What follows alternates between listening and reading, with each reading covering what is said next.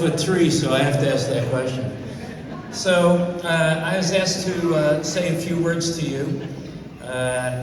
Although I don't have only a few, I have a lot I'd like to say to you. But I'd like to tell you a true story that changed my life, and it had to do with flying to Texas. And I was thinking about it as I flew here today. It was about 50 some odd years ago that I flew to Texas to attend a seminar on practice success. All of you in this room, whether you're a red light therapist, a health coach, a nutritionist, a chiropractor, functional medicine person, I'm sure you all have something in common, which is you'd like to be more successful. And the way you get to be more successful is not only by having a passion to help people, but by studying and learning from other people who have achieved more than you. I was not very wealthy. My parents were very poor. I'm of the Jewish faith, and they don't normally let poor people in that religion. Somehow we squeezed in there. And I couldn't even afford to have a plane ticket to go to a seminar to learn how to be successful. Thank God a group of Christians got together and put up the money and paid actually for my first airplane trip to Texas to go to a seminar on success being taught by a Dr. Parker, who at that time taught seminars here in Texas on success. I couldn't afford a suit. I didn't know that Texas was hot. So the only suit I had was my bar mitzvah suit. If you don't know what a bar mitzvah is, that's when Jews turn 13 and have a big party where they ask for money. And people donate. No, never mind. So anyway, I go to my first seminar with the one suit that I had, not knowing that Texas was so hot. It was a three-piece wool suit, and boy, was it a scorcher. But a bunch of people got together and financed me to come here. And I want to tell you what happened on that airplane and how it changed my life. Can I tell you a true story? Yeah. This might happen to you. Raise it if you've ever been on an airplane. So I want you to know what I'm going to tell you. It might happen to you one day. So I'm on this airplane, and it was in 1973. Well, how long ago was that? 53 years ago. So I actually looked younger then. I'm 76 years old, and thank you, and I look pretty young. But you can only imagine how young I looked 53 years ago. So I'm on this airplane, and this might happen to you one day, and over the loudspeaker they announced, ladies and gentlemen, if you're on our plane here today, is there a doctor on the plane? We are having a medical emergency.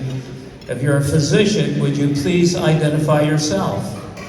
Now my thought was, I'm a chiropractor. Why in the world would they be asking for a physician on an airplane? Is it possible someone has sciatica in row 3? I don't think so. Stiff neck in row 5? I don't think so. So I didn't respond. I thought, listen, they're calling for a physician on a plane because somebody's having what? What do you think? Why would they need a physician on an airplane? Somebody's giving birth. Somebody's having a heart attack, or something pretty heavy duty, which I didn't think I might know what to do. So again, I hear, please, we're having a medical emergency on American Airlines Flight 107. This is a medical emergency. If there's a nurse on the plane, if there's anyone in the healthcare world on the plane, would you please identify yourself? Still nobody responds, so I figure, what the hell? I'll take a risk and I'll press the call button. Now you gotta remember, when you're my size, that call button is very far away. And so I had to take you know how you have a magazine in all airplanes? And so I took out the magazine, I rolled it up, and I reached up and I hit that call button. And I'll never forget it when the stewardess came down the aisle and saw my light up there, and she looked around the people in the row. there was a guy right next to me who looked like he was homeless, and she looks around and she's looking, and I go, it's me. It's me. I'm the one who pressed the button. It's me. Because you got to remember, 53 years ago, I looked younger than I do now. Not much, not much. I take good care of myself, so I look pretty young. Anyway, she goes, could you follow me? Because we're having a medical emergency. So I said, sure.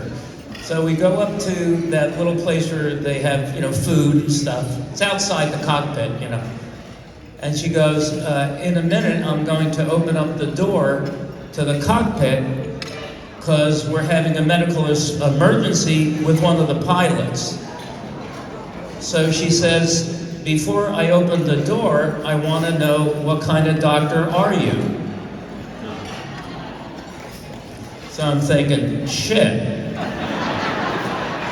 I'm going to tell her, I'm going to say I'm a chiropractor. She's going to go, okay, go sit down. Because you are definitely not going to be able to help a medical emergency. So she says, well, what kind of doctor are you? And I said, Jewish. Which I thought would actually elevate my standings in the circumstance. Because, when you're Jewish, you got to be a doctor when you grow up, or an attorney. Anyway, so she goes, I'm going to open up the cockpit. And if you're unaware of it, there is a lock on the cockpit. I mean, I don't know if you know this, but you can't just walk into the cockpit. They have a lock. So she took her key and she unlocked the cockpit and she opened up the door and said, come in. Now, at this point, I'm thinking, what the hell am I going to be doing? And I look around and there's the pilot. And he's like this.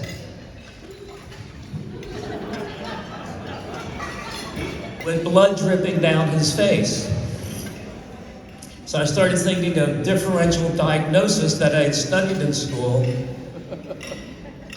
Nothing covered this.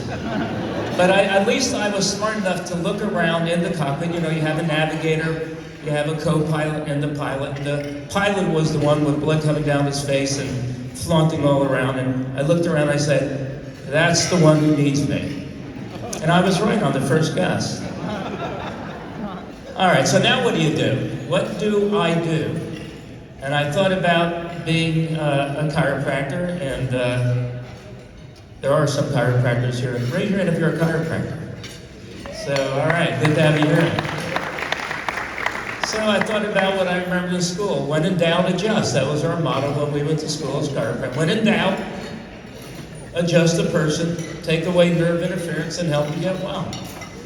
So I said, well, crap, I don't know anything else. What am I going to do? Recommend a fast? There was a talker, and by the way, I'm a real big believer in fasting.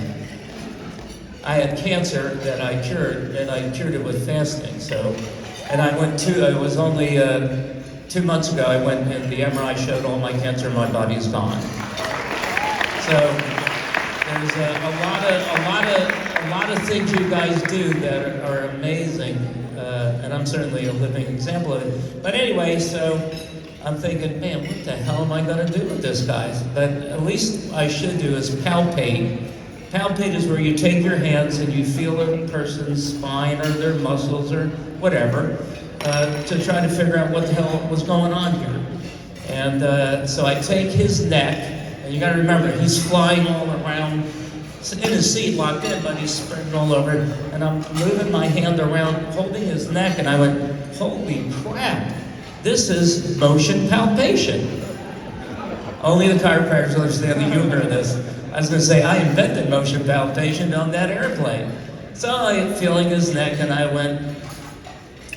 announced to everyone in the cockpit, I said, in a moment, I'm going to be adjusting this pilot's neck. When I make this adjustment, you're going to hear a loud popping sound, or you won't. Now, only the chiropractors in the room understand the humor of that, but when I was doing practice, most human bodies are about 5 times bigger than me, and when I would adjust people, sometimes I wasn't that good at it because the human head is more than my entire body. I'll tell you stories about that. But anyway, so I said, in a moment, I'm going to adjust his neck. And when I do, you'll hear a loud popping sound. Now, if you're in this room and you're not of the Jewish faith, this is how you can tell when a Jew is really nervous. Because I was in that plane going, Dear Lord, please make sure I don't hurt this guy.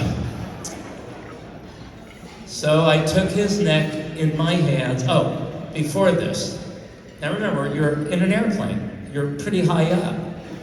And I'm about to do this adjustment, and the co-pilot says to me, remember, I'm flying to Dallas, Texas. That's why this is so remarkable. Here I am again. And I took a plane to get here. Anyway, so he says to me, the co-pilot says, Dr. Singer, do you think we should do you think we should have an emergency landing? Because the pilot is, such a mess. I go, absolutely, get down on the ground as soon as possible. Yes, let's have an emergency landing. So you got to picture the scene. The plane is nose diving, because we weren't supposed to be, I don't know where we landed, but anyway, we now are nose diving down.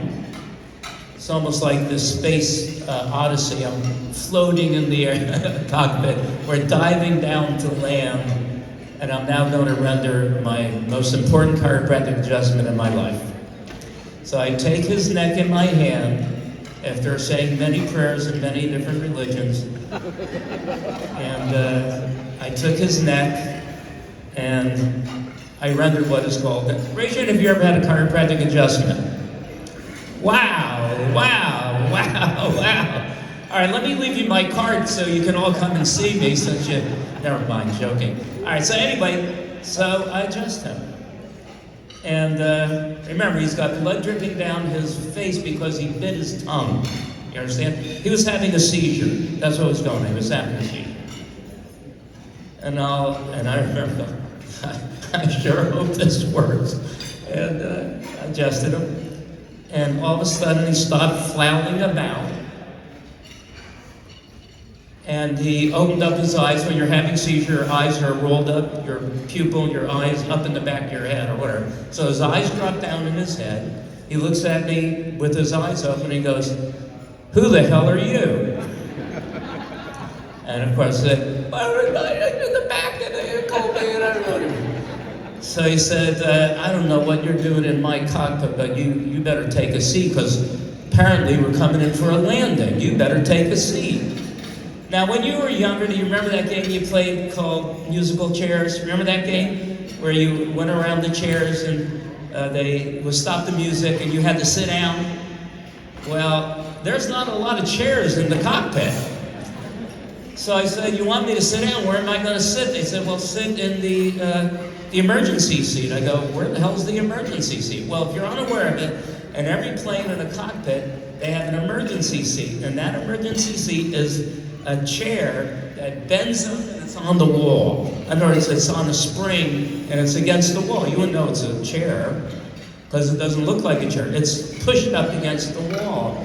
So they said, take a seat. We're coming in for a landing, for crying out loud. I go, well, where am I going to sit? I'm not going to sit on anyone's lap. So they said, no, the emergency seat. I go, where the hell's the emergency seat? So the co-pilot gets up and he bends down this seat that was on springs. And of course, I needed someone to lift me up and put me on it, being of my short stature, and the seat folds up. So you gotta picture this, I can't even imagine it. So I'm on this folded up seat, crushed on this. The plane comes in for a forced landing. The paramedics race onto the plane, because they know we're coming in, because the pilot's having a seizure. And the paramedics race onto the plane, they look around, and obviously I look the worst. So they want to put me on the stretcher. But I said, no, it's not me. And I explained to him it was the pilot. Well, anyway, they take the pilot off, and I get a call 3 days later. It's from the pilot. He said, we tracked your name down, and I'm calling it, oh, holy shit, I'm in trouble now. You know? Oh my God. So anyway, so he says, listen, I was the pilot on that flight, and when they rushed me to the hospital, they found that I had a tumor. And they said, it's a miracle that I didn't have a more serious seizure and that I didn't endanger the lives of everyone on that plane. He says, I have no idea what you did, but whatever you did saved my life. And then I felt pretty encouraged about that. You see. Well, it's a true story. So, you know, in our profession in the early days, you've got to remember, I went to school to become a chiropractor. I was in a class of 11 students. When I went to school, the tuition was $125 a semester.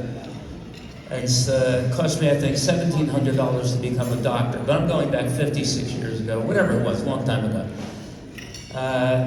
But from that, I realized that the most important thing for all of us in this room who are going to be in the world of healing is to get rid of your doubts. In the world of chiropractic, we say, when in doubt, adjust. In your world, it could be when in doubt, do the red light. When in doubt, put them on a fast. When in doubt, when in doubt, when in doubt. Because the most powerful thing you have is the belief in yourself and what you do. So thank you for this Lifetime Achievement Award. I have had a lifetime. And I do deeply appreciate the award. It really means a lot to me for you to recognize a lot of things that I've done. I've helped pass the legislation that allowed chiropractors to practice. I've helped pass the laws to allow naturopathy to be in the world. I have fought for you. I have fought for natural health care my entire life. And I do deeply appreciate the award that you're giving me. So God bless you and thank you for being here.